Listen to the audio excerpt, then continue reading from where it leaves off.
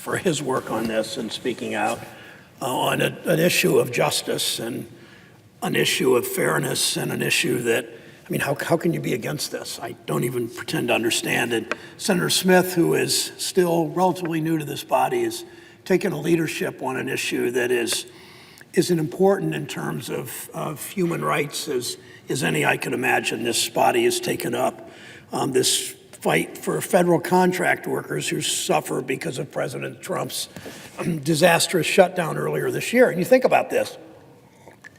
These are workers making 8 and 10 and 20. I know most of my colleagues don't know anybody. Well, actually, they know people that make $8 and $10 and $12 an hour. They just never actually ask them their names and talk to them about their lives and find out that, you know, we dress well, we have great health care benefits, we have good wages here, and most of the people that serve us, the cafeteria workers here, the people that, when we leave at night, the people that come in at night and clean our offices, you know, this case, many of them are federal employees, but some of them are contract employees. That simply means, I mean, go to the Cleveland airport, Mr. President, and talk to the people that drive the wheel, to drive the carts, taking people to and from their planes, or talk to the people that push the wheelchairs of people that have a little trouble getting on and off the planes.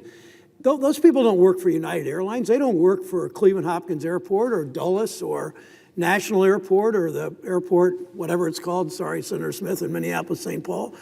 They work for contractors so often. And those are the people we're talking about. Those are people that are ignored. They're making in $8, $10, $12 an hour. We don't pay attention to them in this body. We don't know their names. We don't speak for them too often. And Senator Smith and Senator McCain and I are speaking for them because we know what happened to them.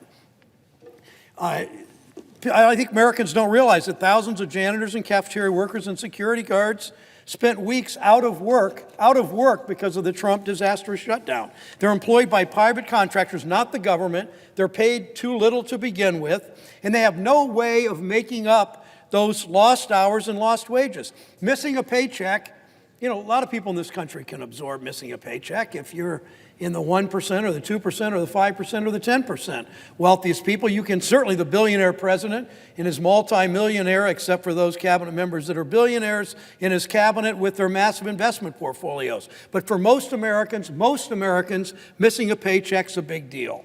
The president doesn't seem to care to understand that working people couldn't just send a letter to creditors saying, you know, please excuse me this month, Mr. Landlord, Ms. Landlord, from paying rent or paying my mortgage or paying for my medications at the local CVS.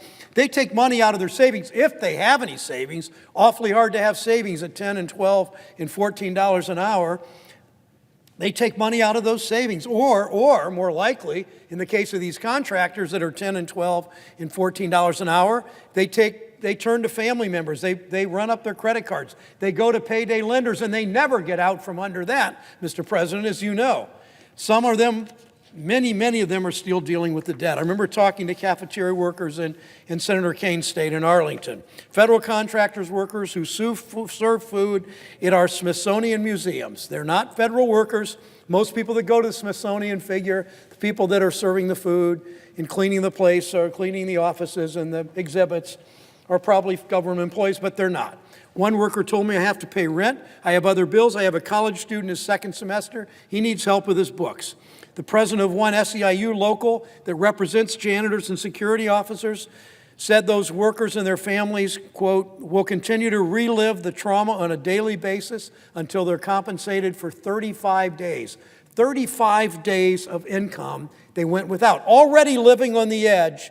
And this body, because of its inaction, because of its head in the sand, because of its, pardon my language, boneheadedness, this body simply ignores them and just washes our hand. I don't know anything. I don't know who they are. I don't know their names. So we're not going to do anything to help them, even though it was the Trump shutdown that betrayed these workers.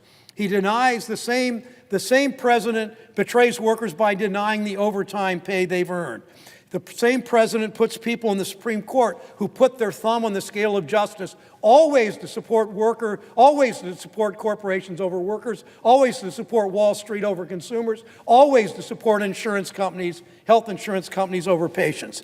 Put on top of that, the Trump tax cuts, a massive giveaway to the wealthiest 1%. I spoke to a group of union members today. They want a transportation bill. They want an infrastructure bill. They know what the bridge looks like connecting my state and Cincinnati over the Ohio River with the Republican leader, Senator McConnell's, down the hall, Senator McConnell's state. They know the needs there. I have to say, we got no money because of this tax cut that my friends over here voted for, that went to most of which went to the wealthiest 1%. Because of the Trump shutdown, these workers we're talking about went without paychecks. He's done nothing to fix it. It comes back to the dignity of work. All work has dignity. President Dr. King said, no job is menial if it pays an adequate wage. But it also means getting to go to work every day and earning that pay. These contract workers, their work has dignity. If the president understood that, he'd make sure they get their paychecks. The House already passed back pay for contractors 4 months ago. I asked my colleagues to join us on Senator Smith's amendment because, Mr. President, if you love this country, you fight for the people who make it work.